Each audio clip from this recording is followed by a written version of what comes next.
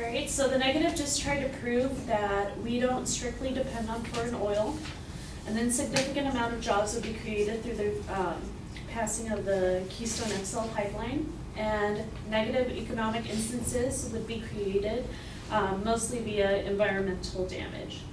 I'd like to refute that by saying lessening any amount of dependence on foreign oil would be preferable to depending on other countries for our energy needs. Energy Tomorrow states, the planned 1,700-mile Keystone XL pipeline can transport up to 830,000 barrels of oil a day, or half of what we currently import from the Persian Gulf to the U.S. refiners.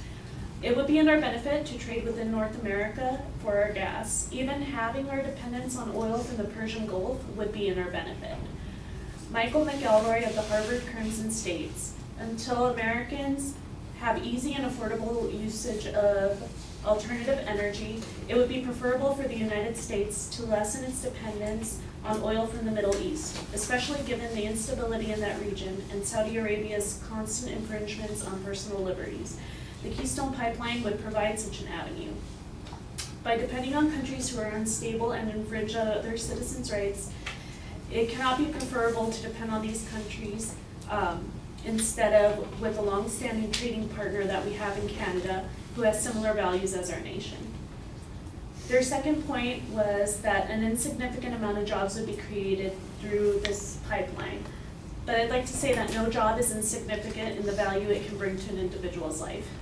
According to the American Petroleum Institute, the project will provide jobs for welders, mechanics, electricians, pipe fitters, laborers, safety coordinators, heavy equipment operators, and other workers who rely on large construction projects for their livelihoods.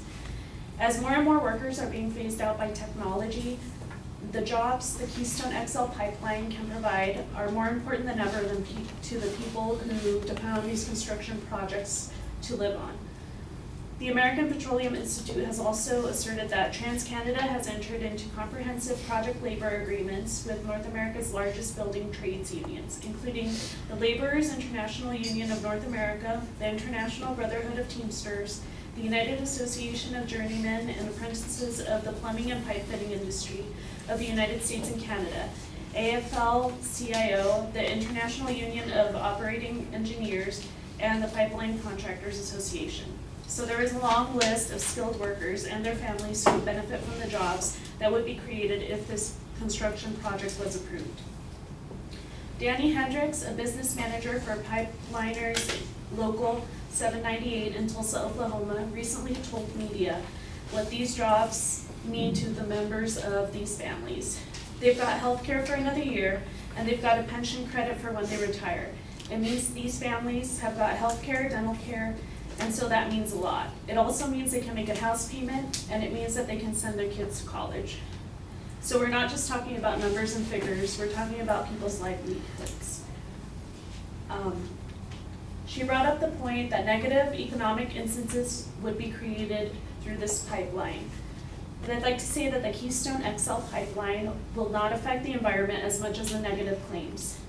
Michael McElroy of the Harvard Crimson says that assuming that Keystone XL would deliver to the U.S. refineries a maximum supply of 830,000 barrels of oil a day, he concluded that the incremental pipeline emissions would represent an increase of 0.06% to 0.3% in annual greenhouse gas emissions for the U.S. This is a significant number, but scarcely game-changing. The impact would be even smaller than, if suggested, the pipeline capacity were deployed to transport oil from the vacuum field. So the truth is, other less efficient methods of transporting the oil might actually be worse for the environment than constructing the pipeline.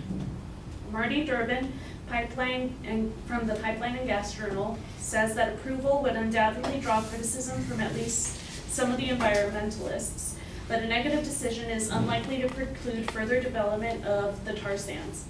The United States will likely continue to be an important and growing final destination for the Canadian oil derived, if not by the Keystone XL pipeline, then most probably by truck and train. Both are more carbon-intensive means of transport than the pipeline itself. So whether the pipeline is built or not, the oil sands will be developed and emissions will happen. If anything, as our needs for oil increase, preventing the construction of the pipeline might actually make emissions worse. Genevieve Walker of the U.S. Department of State Bureau of Oceans and International Environmental and Scientific Affairs said that Keystone would, if permitted, put into place procedures for construction and operation that are designed to reduce the likelihood and severity of proposed project impacts to soil sediments, including topsoil segregation methods, and to mitigate impacts to the extent practicable. After construction, areas of erosion and settling would be monitored. So the builders of the pipeline are aware of the hazards posed to the environment, and they are taking measures to prevent damage as much as possible. So how much impact will this plan have? The Keystone XL pipeline's economic benefits can't be denied. Construction and development of the Keystone XL pipeline and the Gulf Coast pipeline projects are anticipated to generate $20 billion in economic impact in the United States, including $99 million in local government revenues and $486 million in state government revenues and construction. Is the affirmative plan happening already, and if why not? People are afraid of potential oil spills, and that fear is unfounded because in the event of a large leak, there are systems in place to detect noticeable changes in pipeline flow and pressure. And also, the president has vetoed the construction, but Congress has approved it, meaning that many of our nation's leaders think that building it is in our nation's best interest. So will the plan solve the harm, and can it even happen in the real world? I'd like to say that it can. It will improve a system that is already in place and is already working fairly well, but it will make it even better.